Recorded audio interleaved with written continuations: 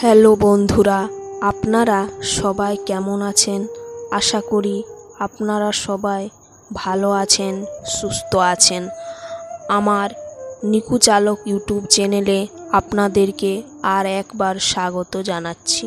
বন্ধুরা, আমার আজকের নতুন ভিডিও হচ্ছে তোমাদের একটা গল্প শোনাবো। সেই গল্প থেকে তোমরা খুব আনন্দ উপভোগ করবে। তো বন্ধুরা, ভিডিওটি শেষ পর্যন্ত শুনুন, আর ভালো লাগলে অবশ্যই লাইক করবেন আর শেয়ার করবেন। আর বন্ধুরা, নতুন হয়ে থাকলে চ্যানেলটি অবশ্যই সাবস্ক্রাইব করবেন। তো চলুন আমার আজকের ভিডিও শুরু করা যাক। এক নগরে দুই বৃদ্ধা পাশাপাশি থাকত। দুই বৃদ্ধার মধ্যে একজন ছিল হিন্দু। সে লাড্ডু গোপালের সেবা করত। অন্যজন ছিল জৈন। সে তার মতো পূজা করত। তাদের দুজনের মধ্যে খুব ভাব ছিল। একদিন হিন্দু বৃদ্ধা তীর্থে যাওয়ার মনস্থির করল, কিন্তু লাড্ডু গোপালকে সাথে নিয়ে যাওয়া সম্ভব ছিল না। তাই সে তার গোপালের সেবার ভার ওই জৈন বৃদ্ধার উপরে দিল। যেহেতু সে জৈন ছিল, তাই নিয়মকানুন তার জানা ছিল না। হিন্দু বৃদ্ধা তখন তাকে নিয়ম কানুন সব শিখিয়েও দিল। জৈন বৃদ্ধা এই ভার পেয়ে অত্যন্ত খুশি। সে পরমানন্দে এই ভার গ্রহণ করল। যেদিন হিন্দু বৃদ্ধা চলে গেল, ওই দিন রাতে ওই জৈন বৃদ্ধা এসে শিখিয়ে দেওয়া অনুসারে গোপালের শয্যা দিল। পরদিন আবার এলো গোপালের সেবা করতে। গোপালকে স্নান করাতে যাবে, তার জন্য গোপালের পরনের বস্ত্র খুলছিল। বস্ত্র খুলতে গিয়ে দেখত একেবারে অবাক। দেখে যে গোপালের পা দুটো পিছন দিকে ভাঁজ করা।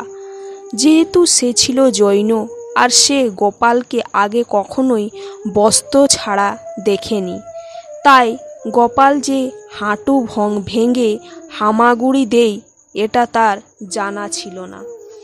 বৃদ্ধা তো মহা চিন্তায় পড়ল, কারণ সে ওই হিন্দু বৃদ্ধাকে বলতে শুনেছিল যে গোপাল খুবই জীবন্ত এবং সে ভক্তের কাছে সাড়া দেয়।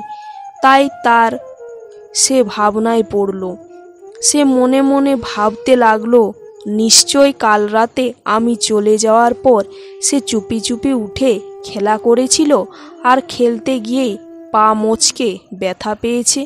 সে খুব ব্যস্ত হয়ে বলতে লাগলো, ও গোপাল, তোমার কি হয়েছে বাবা? খেলতে গিয়ে ব্যথা পেয়েছ বুঝি?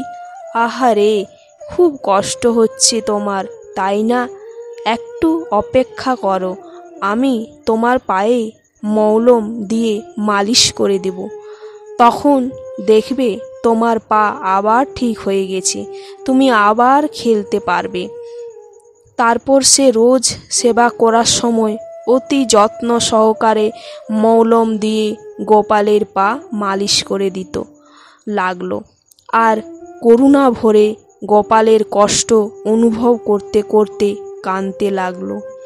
এইভাবে এক সপ্তাহ ধরে সে গোপালের শুশ্রূষা করতে লাগলো, কিন্তু পা ঠিক হচ্ছে না দেখে আরও ব্যথিত হতে লাগলো। বৃদ্ধার ভক্তি দেখে ভক্তবৎসল্য ভগবান আর থাকতে পারলেন না। তিনি তখন তার প্রেমের কৃপা বর্ষণ করলেন ওই বৃদ্ধার উপর। পরদিন বৃদ্ধা এসে দেখে যে গোপালের পা ঠিক হয়ে গেছে, সে সোজা হয়ে দাঁড়িয়ে আছে। বৃদ্ধা তো তখন মহা খুশি। তারপর সে ওই হিন্দু বৃদ্ধা আসার জন্য প্রতীক্ষা করতে লাগলো। এদিকে হিন্দু বৃদ্ধা তীর্থ সম্পন্ন করে ফিরে আসে। এসে তার ঘরে ঢুকে গোপালের কাছে গিয়ে গোপালকে দেখে হতভম্ব হয়ে দাঁড়িয়ে থাকে। ভাবতে থাকে, এটা কার মূর্তি? তৎক্ষণাৎ সে ওই জৈন বৃদ্ধার কাছে দৌড়ে যায় আর বলে, বন্ধু, আমার গোপাল কোথায়? বৃদ্ধা বলে, কেন বন্ধু, ও তো তোমার ঘরেই আছে, এইমাত্র খাইয়ে এলাম তাকে, সেখানেই তো ছিল।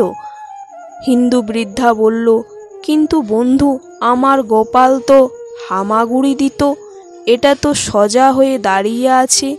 জৈন বৃদ্ধা তা শুনে তখন গালে হাত দিয়ে বসে পড়ে। সে তখন সবটাই বুঝতে পারে। তৎপরও সে ওই হিন্দু বৃদ্ধাকে সবিস্তারে পুরো ঘটনা বলে।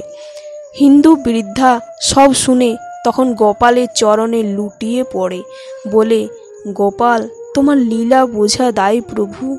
আমি কত সেবা করলাম তোমার, কিন্তু তোমার কৃপা পেলাম না। তারপর ওই জৈন বৃদ্ধাকে বলল, তুমি বড়ই ভাগ্যবতী বন্ধু।